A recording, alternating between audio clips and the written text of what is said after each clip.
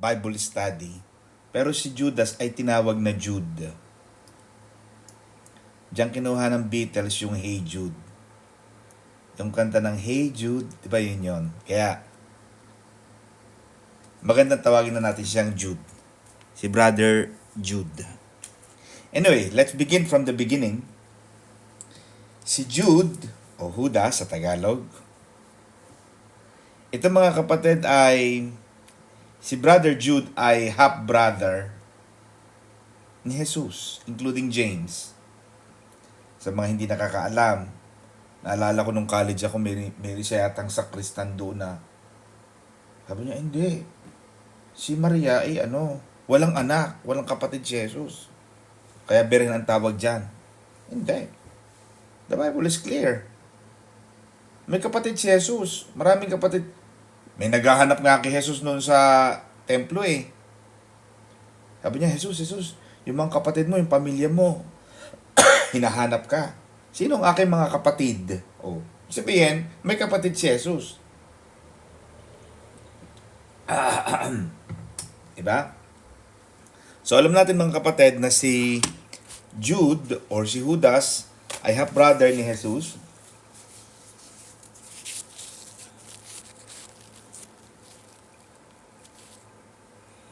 But, pag binasa mo ang John 7:5, basahin natin mga kapatid for the purpose of our Bible study. Pag binasa natin ang John 7 verse 5, maging ang mga kapatid ni Jesus ay hindi naniniwala sa Kanya. So in the beginning, si Brother Jude ay hindi siya naniniwala na si Jesus ay ang Messiah. He did not believe. How could you believe? Pero sa natin kapatid mo si Tibanji o si TLB, and then you realize she is God. Para hindi ka makapaniwala, di ba? Kasi you stay in the same house. You play together. How could you believe that someone or your sister or your brother is a God, is the Messiah, is the Christ? And that's why in John 7 verse 5, we know that we're reading Judas or Jude chapter 1. But in John 7 verse 5, maging ang mga kapatid ni Jesus ay hindi naniniwala sa Kanya. And if you go back atine,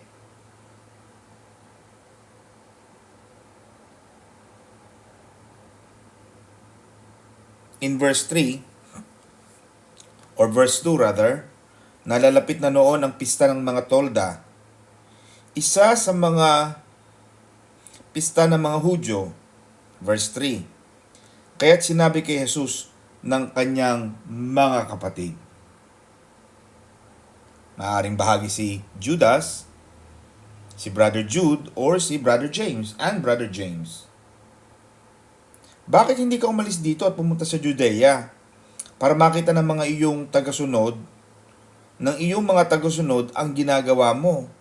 Verse 4, walang taong naglilihim ng kanyang ginagawa kung ang hangad niya ay maging tanyag. May mga biblical scholars naman na parang naiinggit na itong mga kapatid ni Jesus. Bakit?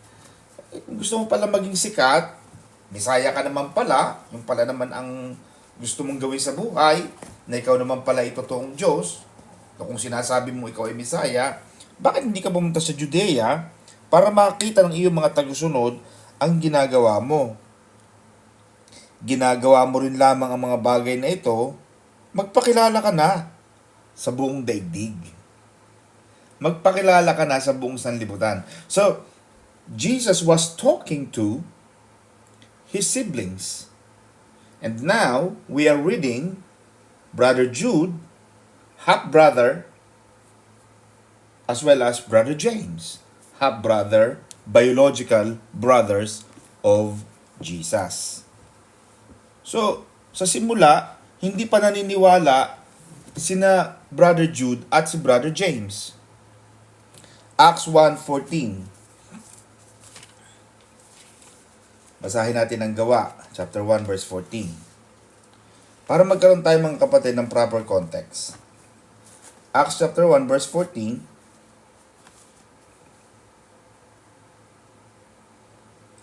Lagi silang nagsasama-sama upang manalangin kasama ang mga babae at si Maria na ina ni Jesus. So eventually, we will see the progress, the development of the faith from John chapter 7 verse 1 to 5, and then in the book of Acts, when Jesus Christ ascended to the heavens, Mary and his children, kasi nandito na si Maria at si Maria na ina ni Jesus, gayon din ang mga kapatid ni Jesus. So eventually, na-born again sila. Nakakilala sila sa Panginoon. Naunawaan niyo mga kapatid, ang ganda ng istorya, di ba? So, you have to understand how it developed.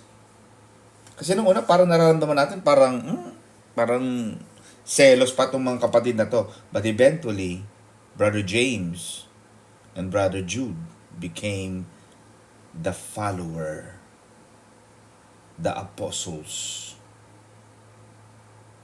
the fighter of Jesus. Sila mismo yung nagtanggol kay Jesus. At pag nakita mo natin the way Jude introduced himself in verse 1, chapter 1, verse 1, mula kay Judas, the good Judas we're talking about, mula kay Judas, lingkod ni Jesucristo at kapatid ni Santiago. So makikita mo, ang ganda ng development. Hindi siya nagmalaki. Hindi siya nagyabang. Ay hindi, kapatid ko yan eh. Kuya ko yan eh. Hindi. He introduced himself as a bond servant. Isang lingkod ni Jesus. Napaka-humble. Diba? Maganda na sa tao yung mababa. At pinahalagahan yun ni Brother Judas. The fact that he was the stepbrother of Jesus and the brother of James. They grew up in the same household. They played together. Makikita mo, Sister Alice, that when Jesus was born, at the age of 2, the Magi visited him. But from 2 to 30 years old, 28 years, silent si Jesus. He came at the age of 30. So ang tagal nilang nagkakilala, ang tagal nilang magkakasama ng kanyang mga kapatid. And alam natin mga kapatid that si Brother James is an important leader of the church in Jerusalem. And he became one of the authors. Kaya meron tayong Santiago. James is Santiago in Tagalog. So both James and Jude were half-brothers of Jesus. And Jude wrote this book for the church, for the Christians.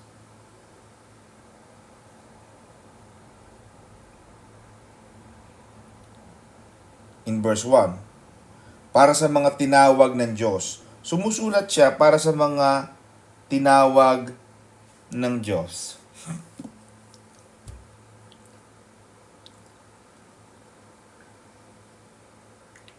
At yung pagsulat na ito ni Brother Jude, mga kapatid, ay para sa mga tinawag. Tinawag. Ano yung tinawag? Kasi ang iba sa atin may tinatawag. Kino-convict. Pero patuloy nating tinatanggihan ang tawag ng Diyos. Ayaw natin. Bakit? Sumagot tayo mga kapatid ko.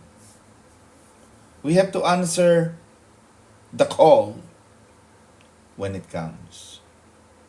Naalala mo, Sister Edith, yung minsan tumatawag siya, tas ayaw mo sagutin. Hinahayaan mo na lang, parang feeling mo, parang, hayaan mo na yan. Parang feeling niya, busy ako. Pero actually, kita mo nagre-ring. Kaya mong sagutin, but you decided not to answer the call. At may mga taong gano'n. Tinatawag, ngunit hindi sumasagot. So itong pagsulat ni Brother Jude ay sa mga tinawag. Tinawag ka ba ng Diyos? Ano ba tawag siya ng Panginoon? Baka naman may tawag, hindi mo lang talaga pinapakinggan. Ayaw mo lang sagutin yung press na button na answer the call. Okay, pe-press mo na lang is yung autoresponder. I'm so busy, I'll call you later. Ito daw ay sinulat ni Apostol Judas, o ni Brother Jude, sa mga namumuhay sa pag-ibig ng Diyos Ama. Yung mga namumuhay, sanctified by God. Yung sanctification na tinatawag, I think naririnig nyo palagi yan sa mga pastor, sanctified, ibig sabihin, sa Tagalog yan, set apart. Inihiwalay. Kumbaga, Sister Alice, nung tayo mga bata pa, at kung ikaw ay mahirap na kagaya ko nung bata, tayo ay nagtatahip. Alam mo yun, Sister Gloria nagtatahip. Yung pinipili natin. Ngayon kasi parang wala nang nagtatahip. Dati yan, inaano pa namin, meron pa tayong, ano nga yun natin yung bilao. Ha? Iaano pa yan, ibubuhagag mo pa yan. Para makita mo ang bato, kasi noon, pag nakakita mo ang bato, sakit sa ngipin. Halos matanggal ang ngipin mo sa laki ng biga. Kaya sabi ni Pastor Anak, aring ating bigas itahipan mo at tanggalin mo ng ng mga bato dahil maraming bato, maraming mga ipa. Minsan may mga itim, pinapatanggalin ni Pastora. Ganon din tayo. Kailangan nating ihiwalay. Binili ka ng Diyos, inihiwalay ka, mapapansin mo, hiwalay ka sa iba. Yung buhay mo, hindi mo pwedeng gayahin ang takbo ng ibang tao. Bakit sila nagiinom? Ba't ako hindi pwede? Ba't sila nagdidisco? Ba't sila ganon? Ba't ako hindi? Iba ka. Sila yon. Hindi mo pwedeng ikumpara, hindi mo pwedeng igaya ang pamumuhay dahil ikaw ay sanctified by God. Preserved in Jesus. Ikaw ay iniingatan. Ganun talaga. Kaya ka inihiwalay, kaya ka tinawag, kaya ka namumuhay sa pag-ibig ng Diyos sapagkat ikaw ay iniingatan ng Panginoong Jesus. Ganun talaga. Kaya kanina, habang ako'y nagdadrive, galing ako sa kulungan. As you know mga kapatid, I specialize as well in criminal law. I always go to prison So habang nagdadrive ako pabalik, Sister Anne, may nakita ko doon na babaeng kumakanta sa Amerika about, obviously, private parts ng mga babae. These are my private parts. It's just a song to the children. Maaaring yung babaeng yun ay teacher ng Amerika. Pero, itinuturo niya yung mga private parts lalo na sa mga kababaihan. At dumating sa akin yung revelation na kailangan nating ituro sa ating mga anak itong mga ganitong private parts lalo na sa mga kababaihan at ibig sa mga kalalakihan na dapat hindi ito mahawakan ng iba, hindi ito makita ng iba. Bakit? Iniingatan natin ang ating mga anak. That is our obligation as parents, lalo na kung ikaw ay ang anak mo nga ay mga kababaihan, ingatan mo yan. Ganun ang ginagawa ng Panginoon sa atin. We are preserved. Iniingatan tayo ng Panginoon. Let's proceed. Verse 2. Sumagana nawa sa inyo ang habag, kapayapaan, at pag-ibig. Hindi sapat na meron kang habag, meron kang kapayapaan at pag-ibig. Ang sabi, sumagana. Sabihin, multiply. Hindi yung ang dami-dami mo na. Tama si Pastor Sally kanina, si Diskaya. In interview, sabi niya, kasi gusto ko yung Rolls Royce, kasi gusto ko yung payong. Payong lang? Ang dami-dami naman payong sa Divisoria, kailangan bumili pa ng magandang sasakyan. Dahil wala ka ng paglagyan. Yung pagsagana, yung habag, yun ang sumasagana. Ang dami-daming tao na apektuhan. Halos mamatay na, lumangoy na ang tao sa baha. Pero ikaw, payong lang ang gusto mo.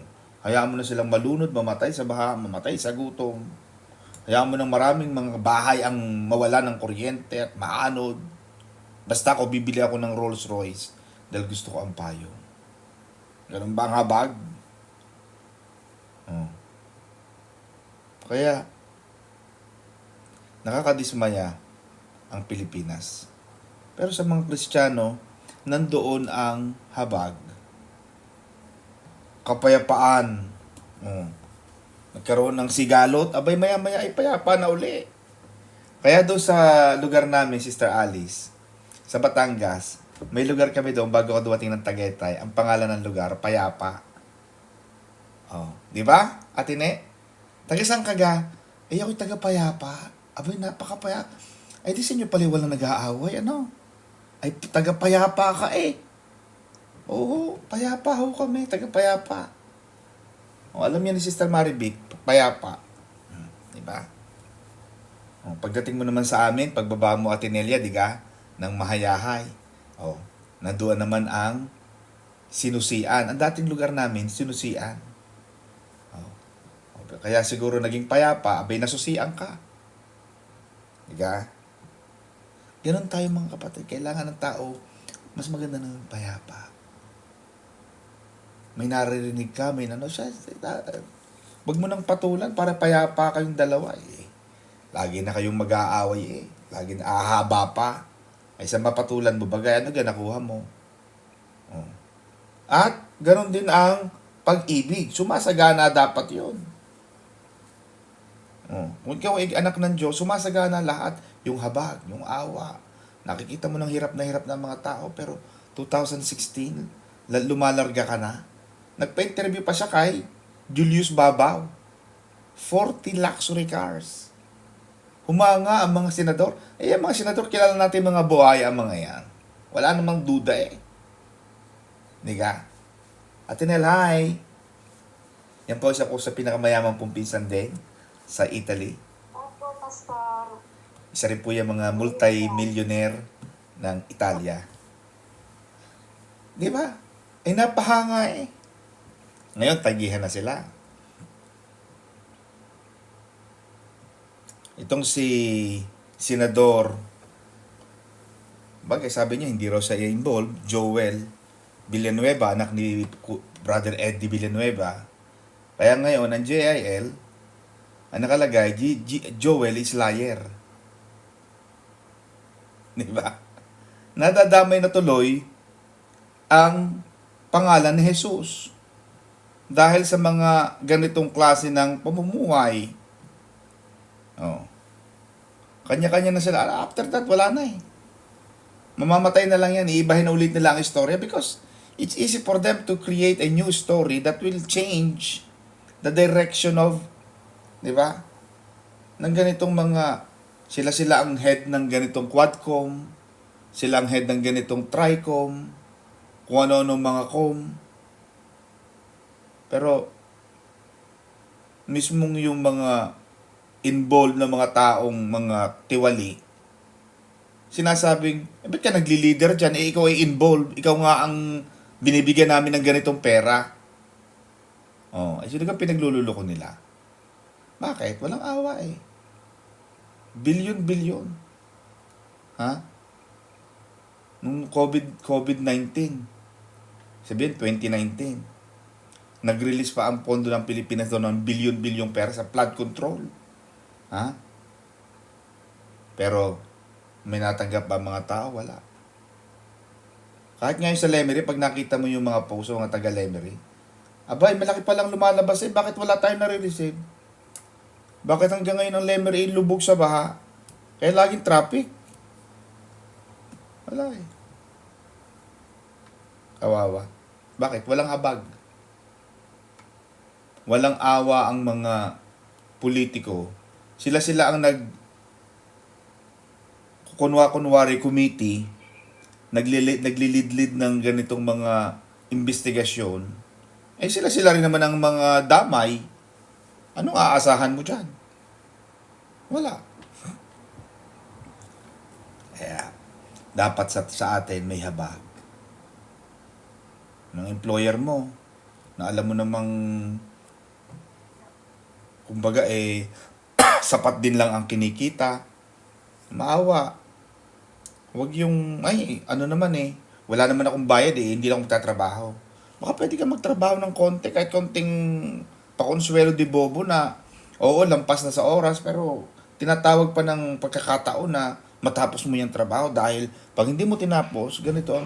Alam mo kaya ako ay gustong-gusto nung aking supervisor nga natin As you know, I specialize in the area of criminal law, civil housing law. Magkakaiba kasi ng area Alam mo, meron siyang assistant, ng ibang lahi din.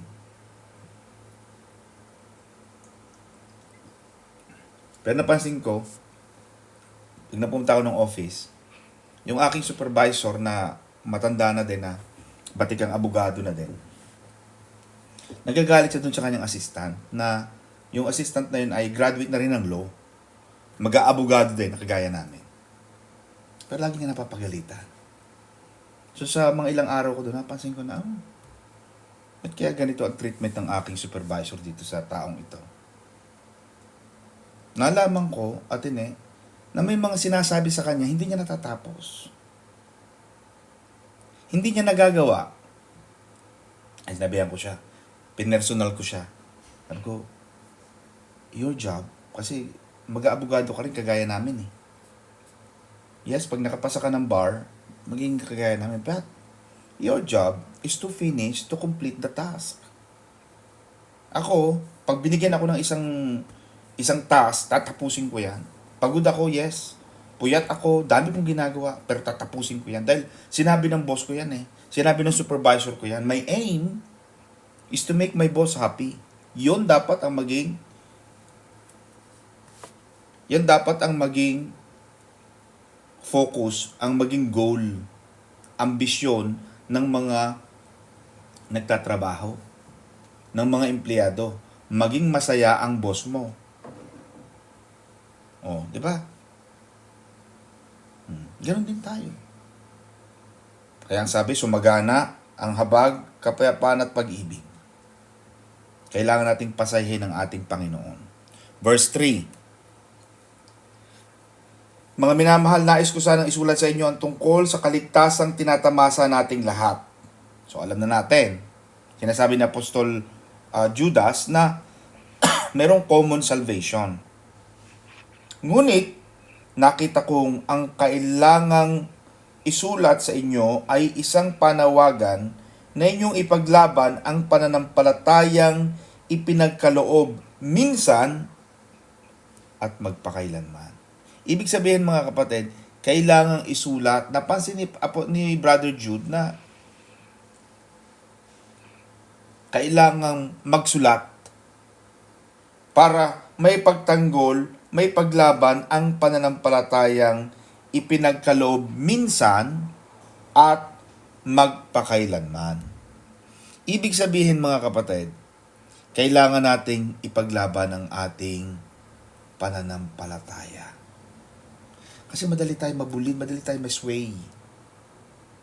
Kaya magtataka nga ngayon natin Maraming mga pastor, alam mong mali, alam mong okay lang sana kung tama ang sinasabi niya Kasi kahit naman ibang pastor, pag tama, mag-a-agree tayo Pero talagang salungat, talagang tahasang contrary to the biblical passages, contrary to what Jesus said, ang daming followers. ang daming naililigaw. Yon, dito pumasok si Brother Jude. Yan.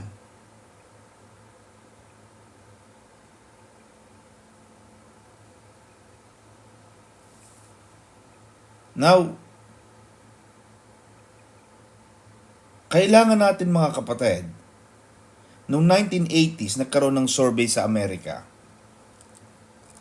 At marami mga Amerikano ang naniniwala that those who go to church say that they can or you can be a good Christian without going to church.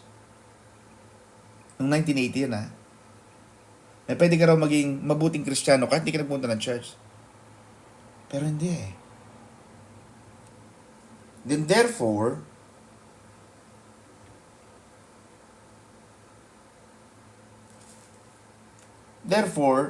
it is contrary doon sa sinasabi ni Brother Jude, doon sa kaligtasang tinatamasa nating lahat.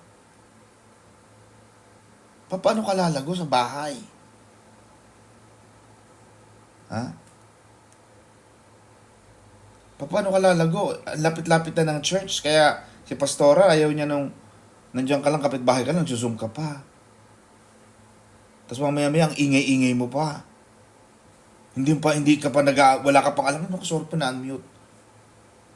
Di ba? Hindi ka naglalakad. Kailangan nating magpunta ng church. It is important. Unless otherwise, it is really not feasible, not applicable, not doable. Kasi nga, iba-iba ang layo. Kagaya niyan, Italy, talagang milya-milya ang layo. Pero yung, di ba? Kailangan pumunta ng church. Kaya sabi ko kay Sister Milen, I think Sister Milen nandito eh. Maghanap kayo ng kahit isang maliit na church na maupang kahit kwarto lang yan. Isang maliit, maghanap kayo dyan. Maganda yung meron kayong pagkakatipon-tipon. Now, how do we fight? How do we really contend? 'Di ba? Meron tayong reigning queen o reigning champion, for example, sa mga paligsahan. And then may tinatawag, Sister Gloria, na contender. Yung contender, Sister Gloria, siya yung lumalaban. Kaya sinasabi ni Brother Jude, how do we contend our faith? We are called to defend the faith. Kailangan mo ipaglaban yung pananampalataya. Mararamdaman mo naman yan eh. Pag narinig mo yung isang doktrina, mararamdaman mo sa espiritu mo, mali ang dalang turo ng taong ito. Or, mararamdaman mo rin, tama itong taong ito. May point siya. Kaisa ko siya sa pananampalataya. Pwede nating idepensa ang ating pananampalataya, yung ating pananalig, sa pamamagitan ng pagpapatanggap. May nakakausap kang, may problema, may mga dalang alalahanin, may mga dalang mga sakit, karamdaman, nag-aalala sa pamilya, may problema sa amo, etc., etc. Pakilala mo ang Panginoon. That's how you defend, you advance, you contend your faith. Ganyan natin pwedeng ipaglaban ang ating pananampalataya in a positive sense. Na ikaw ay nagpapatanggap, ipinapakilala mo ang Panginoon, o kaya nagtitraining ka upang maging tagapagturo ng salita ng Diyos. Or, when we strengthen the hands of faithful pastors. Isa rin yan. Nagpapalakas ka sa mga pastor. Hindi yung wala ka nang ginawa. Sino ka magtuturo? Nakaw, ayaw ko diyan. Sino pala magtuturo? Ako sa kanila ang doon nila ako sa isang pastor na mas magaling. Hindi ito ganun, kapatid. Huwag mong titingnan kung sino nagtuturo. Paano kung yan lang ang magtuturo sa iyo? Amen ba mga kapatid? May mga members na gano'n natin eh. Ay, sino nakato? Titingnan pa ang rota ng pastor. Nako, ngayong September 11, si ganito ang magtuturo. Nako, hindi muna natin. Wala namang kwenta yan eh. Hindi naman magaling yan. Ano ka ito? Pagalingan? Hindi naman ito pagalingan. Ang salita ng Diyos, Sister Alice, Once it is spoken, it has the power that is contained in the word. Ang salita ng Diyos, pag sinabi na yan, nandun na ang bisa at kapangyarihan niya. Regardless kung sino nagtuturo. Amen ba? Nung bata ba, pag pinapakain ka na magulang, sino ka magsusubo sa akin ng pagkain? Abay, ang katulong yata, isa hindi na kakain, dili ang katulong pa lang magsusubo, hindi walang kwenta ang pagkain ko. Regardless kung sino magsubo sa iyo. The fact na may kinakain ka, kung nagsusubo man sa iyo ay katulong, o kaya ay kapitbahay, magulang mo, lola mo, hindi mahalaga kung sino nagsusubo. Ang mahalaga, yung vitamina, nutrition na ipinapasok sa katawan mo. At yung salita ng Diyos, parang ganon.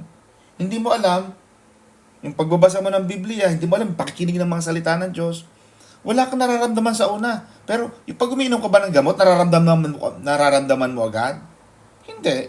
Minsan matagal, minsan immediate ang effect, pero may mga gamot na it takes few times bago um-effect. Ganon din ang salita ng Panginoon. Hindi mo nakikita visibly, obviously, ang effect, but the impact in your spiritual life is very strong. Bakit? Nakikinig ka. Kung sino man nagtuturo, wag mo na titingnan kung sino nagtuturo. Wag mo na titingnan, mas magaling ako dyan eh. Di ikaw na. Uwian na, may nanalo na. Eh, magaling ka pala eh. Sumali ka sa pastoral staff. Mag-volunteer ka. Huwag mong gamitin yung iyong galing para ikaw ay umiwas sa pakikinig ng salita ng Diyos. Talo ka dyan, kapatid. Now, paano natin may pagtatanggol ang ating pananampalataya in a negative sense? Kasi kanina positive. Pagpapatanggap, pagpapalakas ng mga pastor. Amen ba? Pag nakikita ka ng pastor na, aba, ang tinuro kong ari yung palang aking mga kapatid talagang nagbago ang buhay, na-improve ang buhay dahil sa mga turo. Yan sinasabi ko atin minsan yung si Brother Joey. Isa sa mga natin. Si Brother Joey, hindi ko na iibahin hindi na ako mag-anonymous. Si Brother Joey, mga kapatid, yan ay talagang siguro last year yun. Nagpunta kami sa isang kapatiran natin. Malayong lugar, siguro mga 2 oras na biyahe sa kotse. Kay Sister Jen. Sister Jen, may asawa siya si Brother Brian. So nagkakaroon kami ng parang house Bible study pagkasama para mapuntahan natin yung ating mga kapatid. Sabi ni Brother Brian kay Brother Joey, minsan nagkausap sila, Brother Joey, ikaw, bakit? Ba't ka nagpatuloy dito sa Maranatha? Pag-usapan lang natin, ano bang special dito? Ano bang naging dahilan mo para, alam mo, narinig ni Sister May, sabi niya, alam mo, tatapatin kita, Brother Brian. Kaya ako nagtagal dito, dahil kay Pastor Don. Yung tinuro ng Pastor Don, lahat ng sinabi niya, ginawa ko. Kaya, dati akong ganito, napakasama ko. Dati akong bad boy. Pero dahil sa patuloy kong pakikinig dyan kay Pastor Don, ay si Brother Joey, para mga 5'11", 6-footer. At pakikinig ko dyan kay Pastor Don, nabago buhay ko. Hindi ko naman pinagmamalaki atin siyempre. Natutuwa lang ako, pinag-uusapan kasi natin yung positive sense ng contending of the faith. Yeah.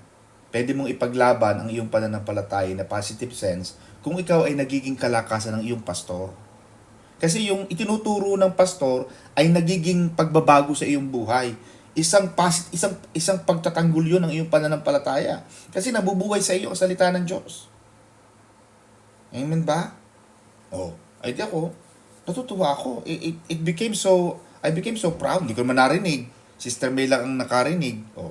Ako bilang nagtuturo at ginagamit ng Panginoon, lingkod ng Diyos, natutuwa kami. Na, kahit pala paano, hindi naman pala nababaliwala. Hindi yung tahol ako ng tahol dito sa pulpito, wala naman nagbabago. Nagiging kahinaan tayo ng pastor. Kaya yung mga pastor nagre-resign. Walang tumatagal. Wala naman nagbabago Hindi ka mga magulang natin nung una, Sister Nelia, kayo hindi magbabagong dalawa. Kayo lagi magbababag. Kayo kumuha ng kutsilyo doon sa kusina at magsasaka na kayo. Minsan ng mga magulang natin gayon. Di pa ka.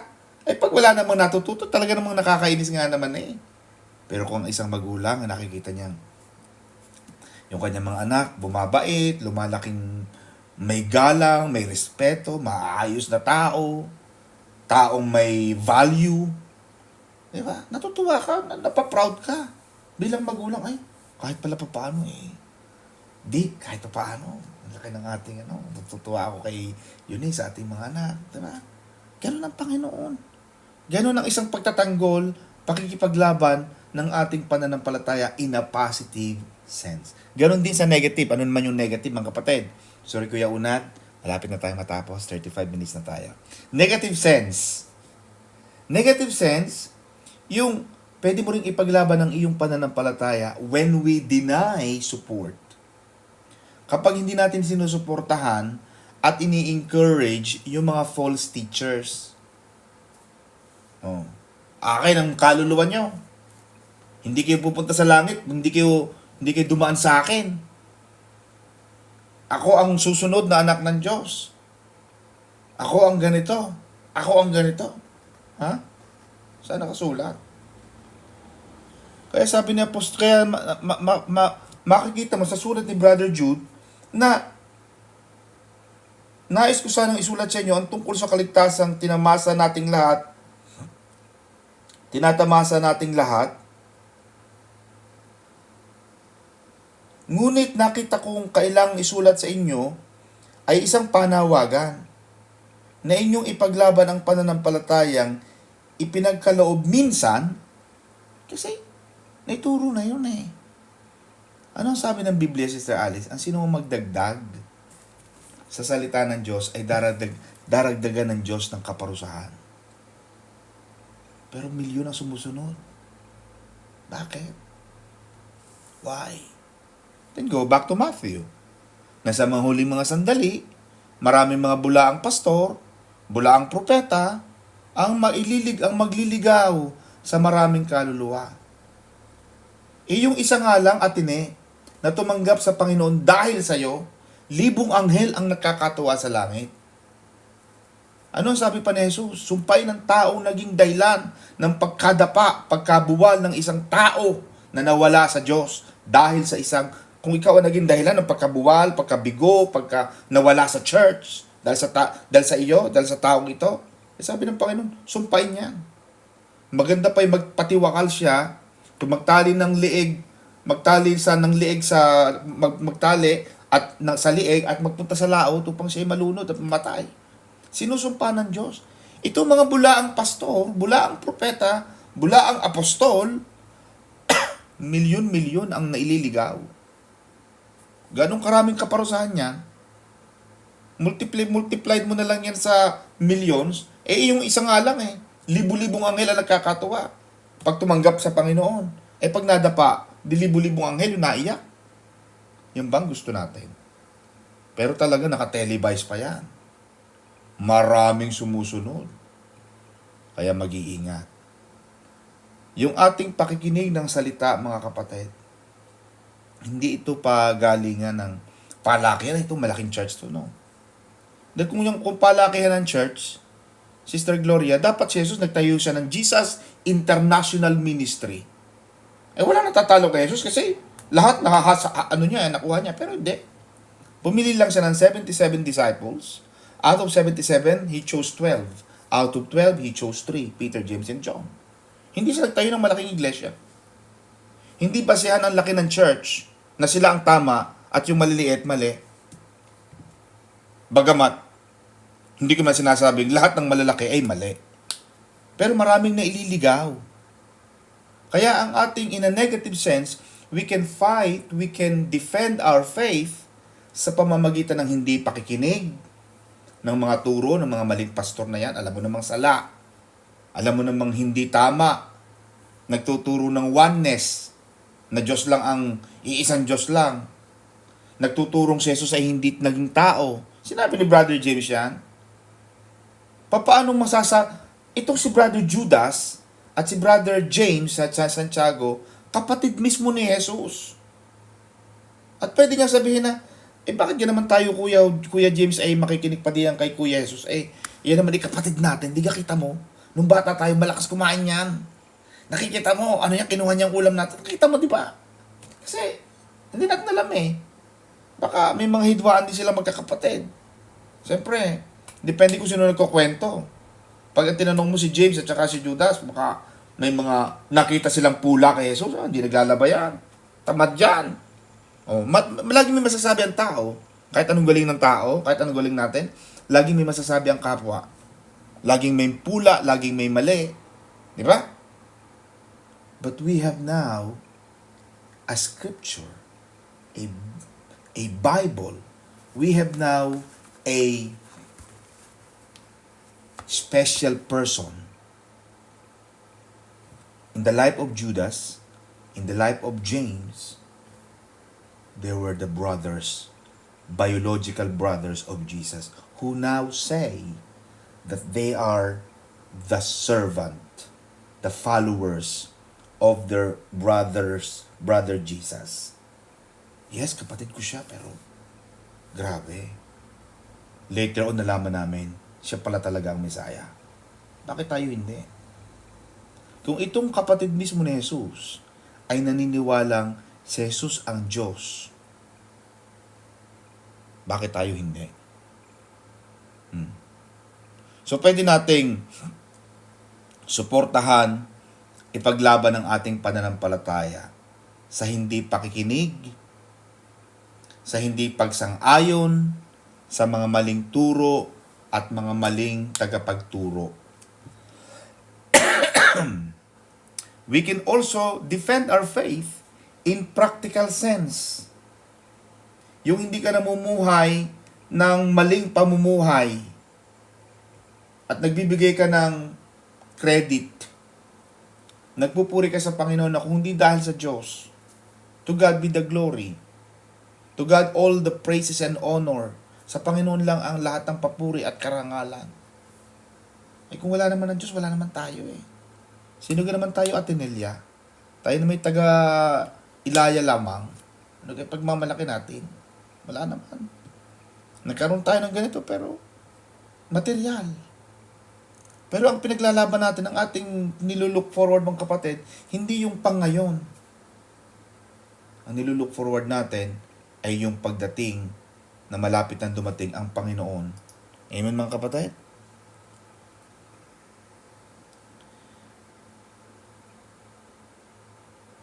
Now, in verse 4, sapagkat lihim na nakapasok sa inyong samahan ang ilang taong ayaw kumilala sa Diyos. Yan. Ito ang mahirap. Dahil may mga nakapasok sa loob. Kaya mag-iingat. Diba? Kaya ang iniingatan ko palagi dyan natin yung mga galing ng ibang churches. Mag-iingat ka dyan. Ay, pastor, ano po ako? Pwede pong dito na lang po kami umanib. Bakit? Sabi, yung pastor namin sa kabila, ganito eh. Naku, nakakatakot siya. Bakit? Eh, the fact na sinisiraan niya ang pastor na pinanggalingan niya, tapos feeling mo naman, na ikaw na dinadapo ang pastor, parang feeling mo, ay, dumadami member ko. No. Pinapasok ka ngayon ng mga who does not pay. Naku, yung church na yun, perfect. Ay, hindi na perfect yung church na pinuntahan mo. Nandoon ka na. Nawala na yung perfection ng church. Dumating ka na sa kanila. Amen ba? Bakit? Nakapasok.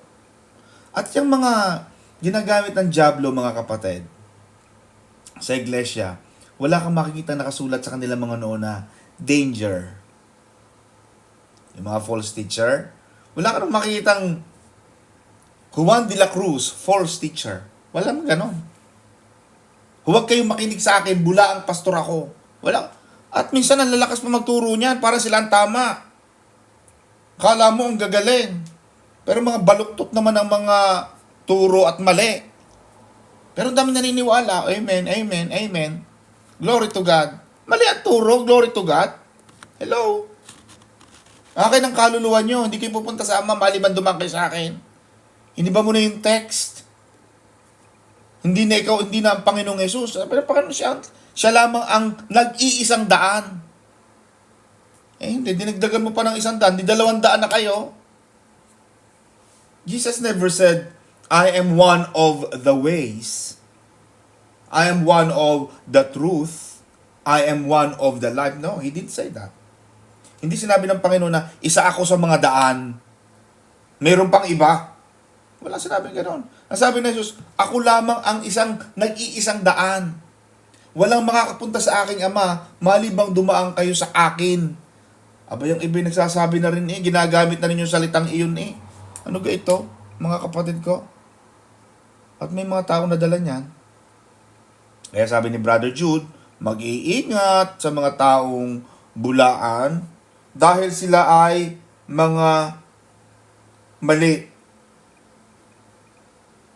Ayaw kumilala, baluktot ang aral. Binabaluktot nila ang aral tungkol sa kagandahang loob ng Diyos upang mabigyang katuwiran ang kanilang kahalayan. Alam na natin, huwag na tayong magsablita ng pangalan. Alam na natin yan, alam na this. Di ba? Inabuso ng mga bulaang pastor, bulaang tagapagturong mga ito ang kanilang posisyon. Binabaluktot ang aral upang mabigyang katuwiran ang kanilang kahalayan. Ayaw nilang kilalanin si Jesucristo ang kaisa-isahang pinuno at Panginoon. Noon pa mang una, sinabi na ng kasulatan ang parusang nakalaan sa kanila. Di ba? Kawawa. Lalo na sa Pilipinas. Kawawa. Naawa ako. Ngayon lang ako namumulat sa ganyang, itong mga pastor na ito, walang ginawa kundi mang-alipin. Kaya ang dami ngayon yan. Nagbebenta ng mga ticket, sobre, charity, nagbebenta ng mga puto, mani. Napunta ng abroad para magtinda ng mani, magtinda ng mga kakanin. Oy, bili na ho kayo kasi meron ho kaming charity. Ha? Bakit? Nandito ko sa Italy, nandito ko sa London, nandito ko sa primera klaseng bansa para magtinda ng puto at kutsinta. Anong klase pamumuhay yan? Yan tawag dyan mga kapatid, human trafficking. Sa batas, human trafficking yan. Kasi ang dating mo dito, bisita, tapos yung pala magluluto ka ng kaldereta, adobo, para ibenta sa mga kapwa mo Pilipino, yun ang human traffic. Tina-traffic mo yung mga tao sa mga bansa para ipalaganap ang kung ano-ano mga panghihingi para lang sa church kuno. Pero hindi naman talaga. Therefore, human trafficking. Sa batas. Tama yung accusations. Okay mga kapatid, verse 5. Kahit nalam na ninyo ang lahat ng ito, nais ko pa rin ipaalala sa inyo na matapos iligtas ng Panginoon, tinatawag ni Brother Jude atin si Kuya Jesus, kasi si Jesus ang pinakapanganay nila di ba? So maaaring si James at saka si Jude, maaaring later, maaaring little brother ni Jesus. But in verse 5, Jude referred to his Kuya Jesus as his Lord. Diba? Kaya mga Muslim, no, if you show me a verse, mga Muslim, manood sa YouTube, if you show me a single verse that Jesus said, I am God, I'll believe you. You don't need that. Because there are other contexts that confirms that Jesus is God and Lord. Jude confirmed it. Kapatid ko si Jesus, I saw Him in the flesh. But the Bible now proclaim na si Jesus ay ang Panginoon. Now, ang bansang Israel sa lupay ng Ehipto, pinuksa niya ang mga taong hindi nanalig sa Kanya. Alalahanin din ninyo ang mga anghel na hindi nanatili sa kanilang dating kalalagyan at kapangyarihan, sa halip ay iniwan ang kanilang tahanan. Kaya't sila'y ginapos ng Diyos ng di mapapatid na tanikala at ibinalanggo sa malalim na kadiliman. Na mga kapatid, kinig kayo mabuti. Mahaba ito. Anong kapatid? pag nag-aaral tayo, talagang kailangan minsan may malalim na turo. Hindi palaging mababaw lang. Kaya may grade 1, Sister Gloria, grade 2, grade 3, hindi yung nasa college ka na, hindi ka pa marunong magbasa at magsulat. Ba't ganito tuturo pa ang 1 plus 1, eh pang elementary lang yan. Kaya dapat pag tumatagal na tayo, kasi Atinay, Berna, lumabas na si Jose Marichan. Ha? Atinel, lumabas na si Jose Marichan, kumakanta na si Jose Marichan. Matatapos na naman ang 2025. Amen ba? Matatapos na naman ang 2025. Kaya kailangan sa 2026, palago ng palago. Kumbaga sa mathematics, advanced na tayo. Nasa calculus, algebra, trigonometry na tayo. Now, pakinig kayo mabuti rito. This is quite theology. Malalim ito mga kapatid. Pag-aaralan natin mga kapatid ito. Sabi ni Brother Jude, I want to remind you, though you once knew this, alam na ninyo ito dati pa na ang Panginoon, where He's talking to His brother, His Kuya Jesus, that the Lord, my brother Jesus, having saved the people out of the land of Egypt, afterward destroyed those who did not believe. Now, kung isipin mo natin why would God destroy His people? We're not talking about the Egyptians, we're not talking about the Amalekites, the Hittites, the Perizzites, we're not talking about those people. We're not talking about the Moabites, we're not talking about other non-believing people. We're talking about the Israelites. Ang sabi ng Bible, pinaalala sa atin. At pag binasa mo ang Numbers 14, maraming pinatay ang Panginoon. Balikan natin ang Numbers 14 very quickly, Atine. Kuya Onat, konting-konti na lang po. Alam kong dumarating na tayo sa 1 hour, but I just want to quickly give a glimpse, mga kapatid, para magkaroon tayo ng kaunting, para may nakukuha kayo. Kasi ang ayaw ko, mga kapatid, natatapos ang Bible study na wala tayong masyadong nakukuha. Naghimagsik kay Yahweh ang Israel. Verse 26 ng Numbers 14, bilang 14, chapter 14, verse 26, sinabi ni Yahweh kina Moises at Aaron, hanggang ngayon ay patuloy pa rin ang mga Israelita sa pagrereklamo laban sa akin. Kailan pa ba sila tatahimik?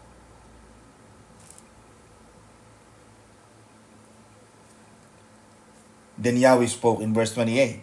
Sabihin ninyo sa kanila na ito ang ipinapasabi ko. Hanggang buhay akong si Yahweh, gagawin ko sa inyo ang narinig kong gusto ninyong mangyari. Mamamatay kayo dito sa ilang. So maraming pinatay ang Diyos. Inilabas ng Panginoon sa Ehipto, but because of their complaining spirit, because of their murmuring spirit, nainis na ang Diyos, naimbyer na ng Panginoon, papatayin ko kayong lahat. Sabi ng Panginoon, complain reklamo. Yung mga tipong nasa Italy na, nasa London na, ito pahirap ng pahirap, papangit ng papangit ng papangit, pababa ng pababa, paitim ng paitim, patanda ng patanda. Yan ba ang gusto mo? Sa halip na sabihin mo, pangat ang pangat, pabuti ng pabuti, paganda ng paganda, pasaya ng pasaya, payaman, ang sinasabi mo palagi kalungkutan. Oh. Nainis na ang Panginoon. Diba? Pinalabas sila ng Panginoon sa Ehipto, pero pinuksa niya ang mga taong hindi nananalig o nanalig sa Kanya. So tayo mga kapatid, the key to success is to keep your faith. Patuloy kang manalig. Patuloy kang umasa na magagandang bagay. Amen. Always say, pagkagising mo pa lang, Sister Alice, this is the day. Today is a good day. This is the day that the Lord has made. I will rejoice. I will be glad in it. I can do all things, but my God shall supply all my needs according to His riches and glory by Christ Jesus. No weapon formed against me shall prosper. Greater are the forces that are for me than the forces that are against me. If God is for me, who can stand against me?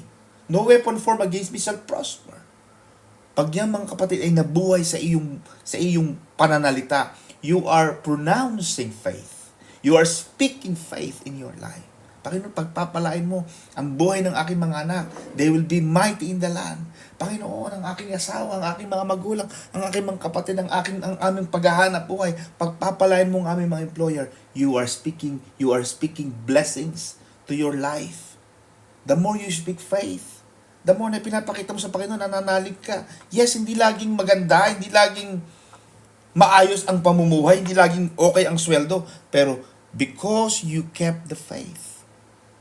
Ito nang isa Israel, pinuksa sila ng Panginoon dahil nawalan sila ng pananalig. Maganda ang pangako ng Panginoon. Jeremiah 29:11. For I know the plans I have for you.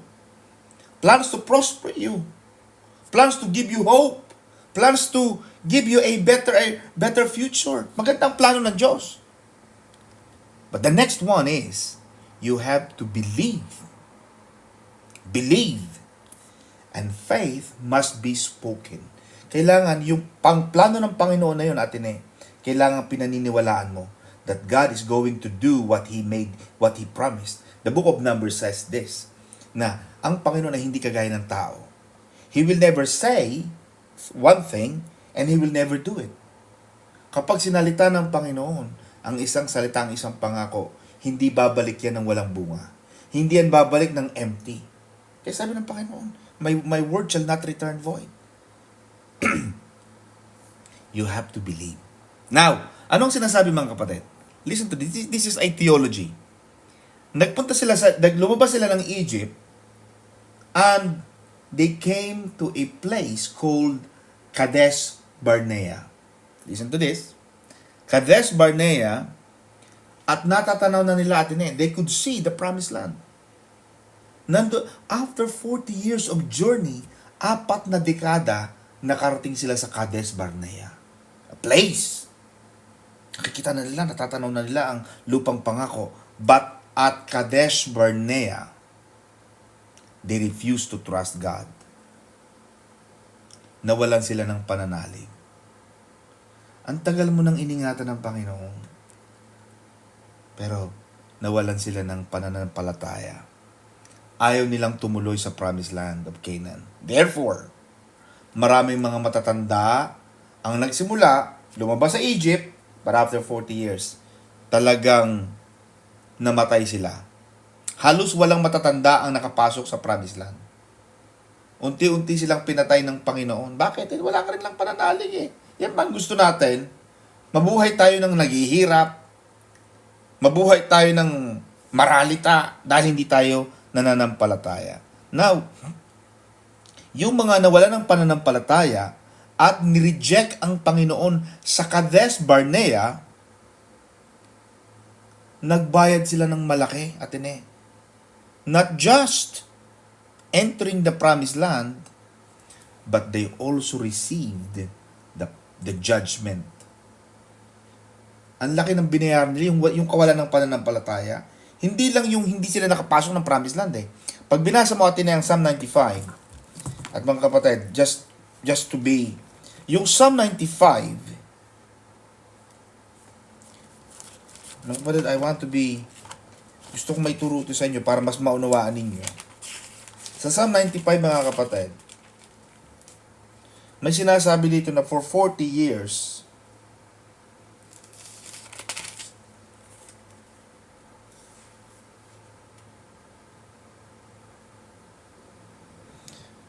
verse 10, 40 taon sa inyong ninuno, ako ay nagdamdam. Ate na, are you with me?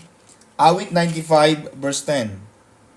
40 taon sa inyong ninuno, ako ay nagdamdam. Ang aking sinabi, sila ay suwail, walang pakundangan, at ang utos ko ay ayaw nilang sundin. Kaya't sa galit ko, ako ay sumumpang hindi sila makakapasok at makakapagpahinga sa aking piling. Nakikita mo? So, hindi lang yung hindi sila pumasok. But they were cursed. They received the judgment of God. Kaya ang ganda ng... Kaya, mga kapatid, nasabi ko sa inyo, pagkagising nyo pa lang sa umaga, live an expectant heart. Bago kayo matulog, read the Bible. Pray. Kneel down. And when you pray, Sister Mercy, don't just pray na parang passive. Ang gusto ng Panginoon, matimtim na panalangin. Alam mo yung matimtiman? Yung talagang sincere na panalangin. Hindi yung, Panginoon, salamat po. Panginoon, naniniwala po ko that something good is going to happen to me.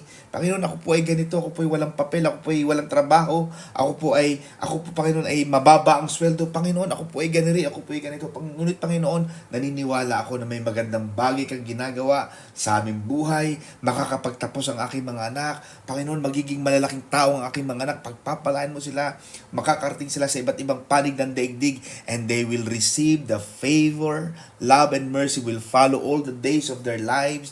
Panginoon, itong aking paglilingkod ay magiging pagpapala sa aking mga anak, pagpapala sa aking pamilya.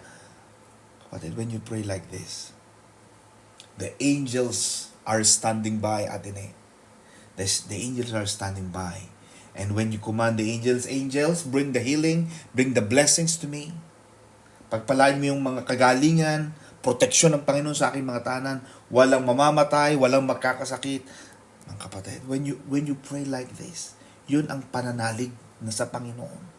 Gusto ng Panginoon nagtitiwala ka. Amen. Gusto ng Panginoon na nandoon ka palagi, nananalig ka sa kanyang mga salita. Ayaw ko yung ganon. Pinalabas ka na nga ng Panginoon sa Ehipto eh. Ang ganda ng plano ng Panginoon, Jeremiah 29:11 eh. Pero dahil hindi naniwala, nawalan sila ng pananalig, naubusan ng gas. Diba? Kagaya ng 10 virgins. Ang ganda sana nung 10 virgins eh. Lahat sila they were supposed to meet the bride. They were supposed to meet the bride and the groom. But along the way, they lost the oil. Naubusan sila ng langis. Kaya sabi ng Panginoon, Lord, sana ay dumating ka sa kainitan ng aming pananampalataya. Sabi ko sa inyo mga kapatid, in the last days, itong mga huling panahon na ito, maraming mga mananampalataya ang malalaglag. Patibayan to mga kapatid. Patibayan ito. We are going to run this race. At nawa ay pag dumating ang Panginoon, nandito pa rin tayong naglilingkod. Tapat na gumagawa ng ating mga tungkulin hanggang sa muli niyang pagbabalik. Amen? Palakpakan natin ng Lord, Atine. Because of the time, marami pa akong ituturo. But, Pastor Don, mga kapatid, I can go for another hour or so. But because the time of the difference of UK and Italy is 1 hour. So, sa Italy ngayon, Atine, ay 11 o'clock na ng gabi. So, ang ayaw natin, mga kapatid, Sister Alice, ay pinaglalatagan na tayo ng ating mga kapatid. At yan ay kaya nagagarni na ay natutulog na mga kapatid ko. Palakpakan natin ang Panginoon mga kapatid. God bless you sa ating mga kapatid dyan sa Italy. Pastor Saldi, God bless you po. Palain kayo ng Panginoon.